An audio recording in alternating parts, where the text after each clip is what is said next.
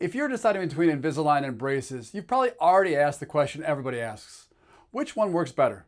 And that's a fair question, but it's not the one that's actually going to shape your experience. Because here's the thing that nobody tells you before you start. Both of them work. The real difference, the one you'll feel every single day, isn't which one is more powerful. It's what it's actually like to live with each one. The food, the cleaning, the discipline. The little things the brochure never mentions and your friends never warned you about. So today I'm going to give you the honest lived-in comparison, not from a brochure, but from someone who's actually worn the trays himself, and who grew up the son of an orthodontist. Let's get into what life is really like with Invisalign versus braces.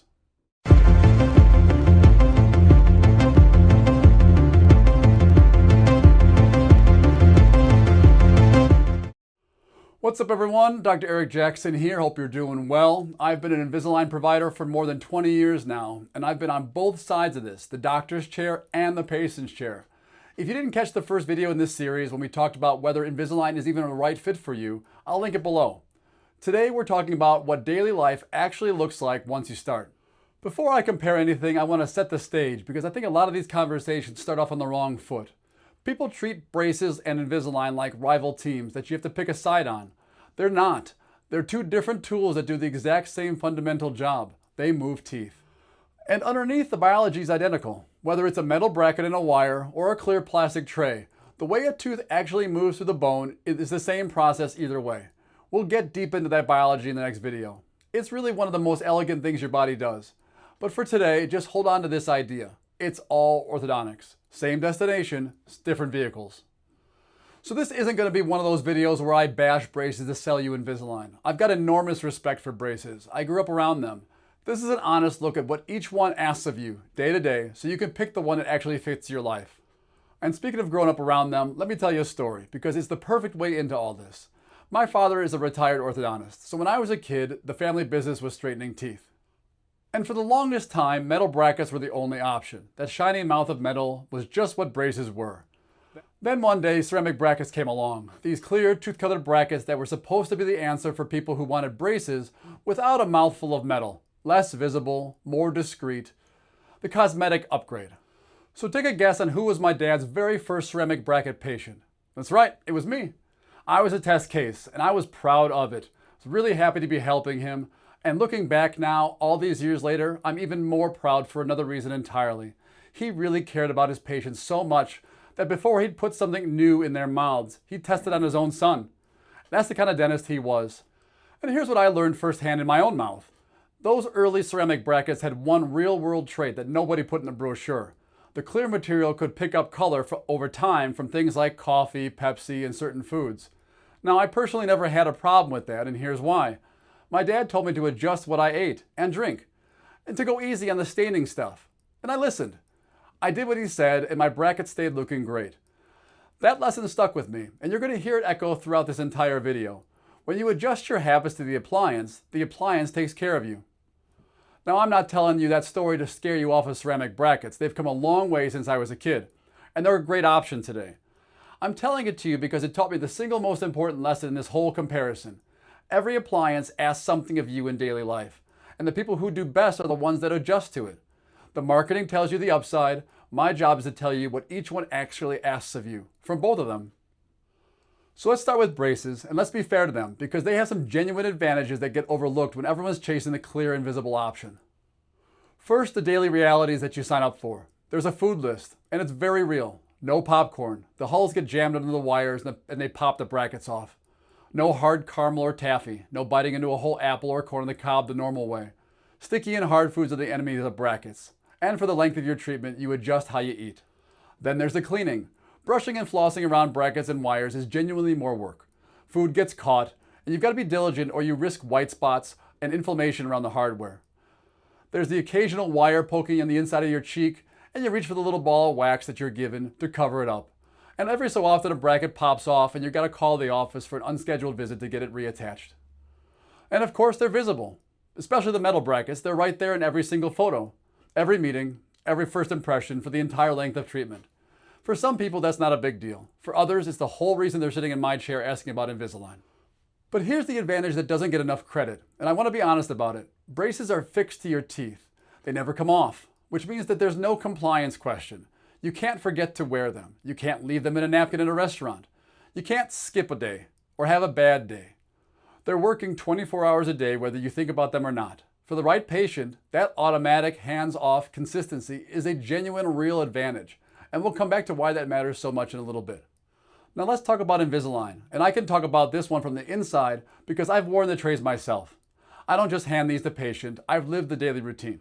Here's the deal that Invisalign makes with you. On the upside, the trays are nearly invisible, so most people won't even notice you're in treatment. They're removable, which means you can take them out for a big presentation or a photo. And you can eat absolutely anything. There's no food list at all because the trays come out when you eat. Popcorn, apples, caramel, corn on the cob, it's all back on the menu. Enjoy. But, and this is the part nobody really tells you, everything you gain in freedom, you pay back in a little bit of discipline. So let me give you the real honest chairside version of how to handle this. Not the perfect world version, the version that actually works for real people. In a perfect world, you'd take your trays out for everything except water, brush, and pop them back in every single time. That's the ideal. But I'm gonna be straight with you, that's sometimes just not humanly possible in a normal day. Here's what I've learned watching this for years. The people who are told to take them out for every little thing often just don't. So I'd rather give you a rule you actually follow. Here's what I tell my patients. Protect your 22 hours a day above everything else. That's the number that really determines whether this works or not. Brush really well 3 times a day. Try to confine your snacks and your non-water drinks to the times your trays are already out. And when the trays are in, stick to water. If you're gonna bend a rule, I'd much rather you keep the trays in and hit your 22 hours than pull them out constantly and fall short on wear time. And here's the reason water is the rule when they're in. The trays are not watertight. So if you sip a glass of red wine or a Pepsi or a sugary coffee with the trays in, that liquid can work its way up under the tray and just sit there, bathing your teeth in staining, sugary, acidic liquid for hours. That's how you get problems. So during the day, while they're in, it's water. Everything else, save it when they're out. It's really the same lesson my dad taught me with those ceramic brackets. Adjust your diet a little bit, and the appliance takes great care of you. Let's discuss the first few days with a new set of trays, especially your very first set. Your tongue has to get used to the edges, and a lot of people, myself included, get a slight lisp at first. Let me explain why, because once you understand it, you can actually speed it up. That lisp is muscle memory. Your tongue and your lips have spent your whole life forming sounds against the teeth of a certain dimension. And now, with those aligners on, those dimensions are ever so slightly different because of the thickness of the plastic. It shows up most on S sounds and TH sounds because those are the ones where your tongue works right up against the edges of your teeth. So here's my advice. Talk. Talk as much as you possibly can those first couple of days. And here's my favorite way to do it. Get on the phone. Call your friends, call your parents, call your grandkids, reconnect with someone or a whole group you've been meaning to catch up with for ages. Whether you tell them you're secretly doing tongue exercises with an aligner in is completely up to you. But it's a wonderful excuse to pick up the phone and reconnect with people who matter. And every one of those conversations is doing double duty. Read out loud, take the calls, narrate your day if you have to. Every word you say is retraining your tongue's muscle memory and your lips' muscle memory to the new dimensions. And the more you retrain it, the faster that lisp diminishes. And for most people, it disappears completely.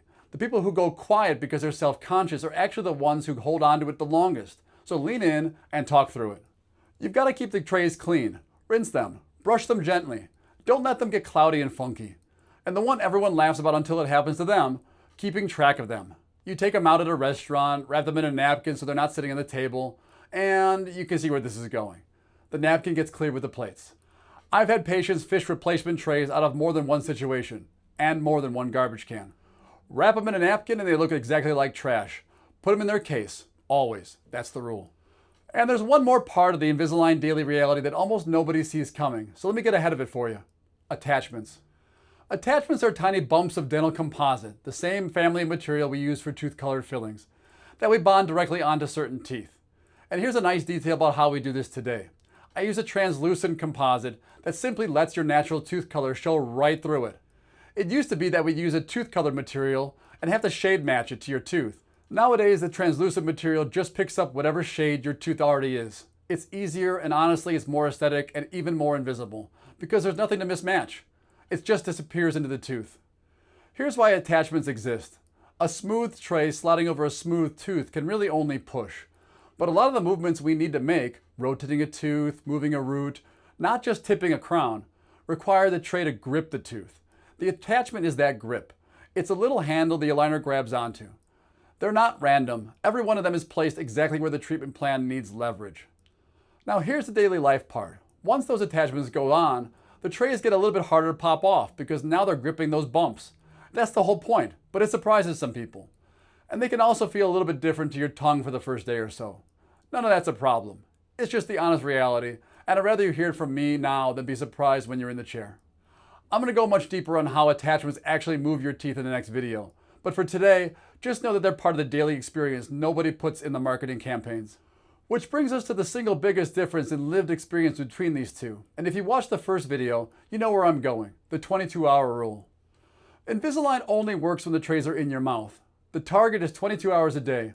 And I really want you to sit with what that means next to braces, because this is the whole ballgame. With braces, the appliance is glued on. It's working 24 hours a day, automatically, whether you're thinking about it or not. The consistency is built in. You literally cannot mess it up from forgetting. With Invisalign, that responsibility shifts onto you completely. And like I said a minute ago, the way you protect those 22 hours matters. The time out for meals is built into the system. That's fine.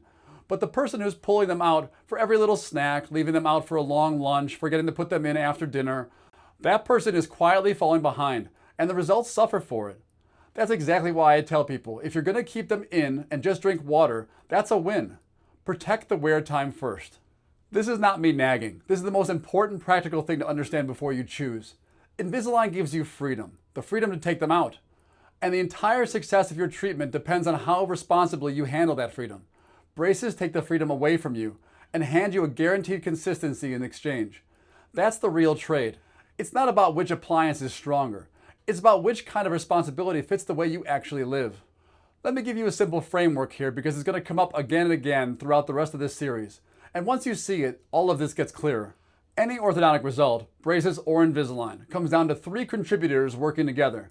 There's the provider, the planning, deciding where the attachments or the brackets go, staging the movements.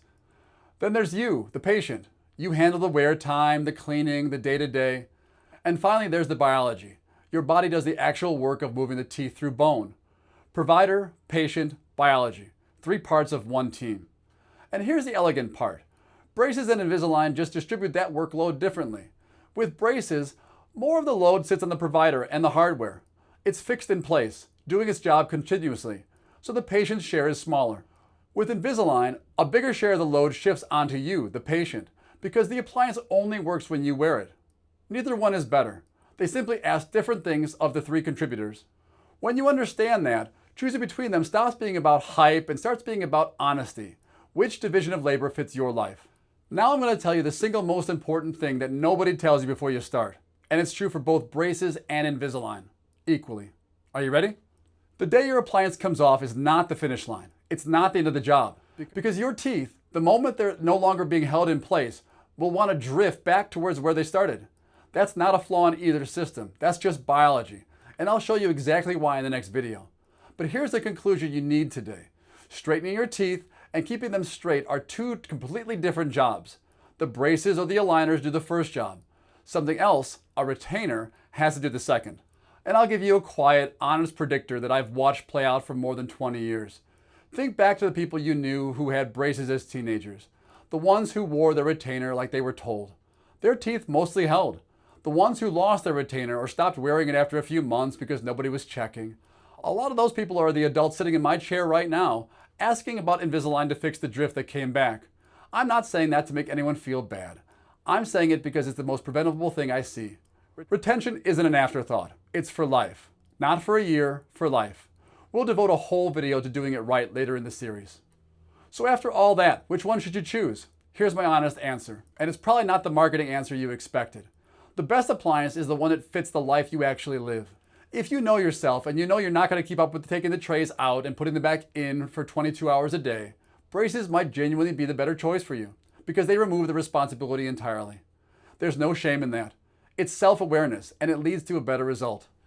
And if you value the freedom, eating what you want, the trays being nearly invisible, taking them out when it matters, and you're willing to pay that freedom back in daily discipline, Invisalign can be a fantastic fit. The consultation is exactly where we sort out which one is you. We talk about your teeth, yes, but just as much we talk about your life. So that's the honest comparison. Remember the big idea. It's all orthodontics. Same biology, same destination. The real difference is the daily life and where the responsibility sits. More on the hardware with braces, more on you with Invisalign. Pick the one that fits how you actually live and commit to the retention afterward, whichever one you choose. In the next video in this series, we're going under the surface, literally below the gum line, to answer the question I keep teasing. What does Invisalign actually do to your teeth? How does a thin piece of plastic move a tooth that sets in solid bone? It's one of the most fascinating things your body does. And once you understand it, everything we talked about today makes a lot more sense. And if you didn't catch any prior videos in this series, I'll link them all below. Come find us at Jackson Family Dentistry, 2033 Ogden Avenue in Downers Grove, Illinois, about a mile east of I-88 and I-355. Give us a call at 630-963-6750 or look us up at jacksonfamilydentistry.us. New patients are always welcome, and we'd love to take care of you. I'm extremely passionate about modern dentistry and love discussing it. If you have any questions about today's video, drop them in the comments below. I actually read them. If you found this helpful, consider subscribing. We put out content like this all the time. Thanks for watching. I'll see you in the next video. Bye for now.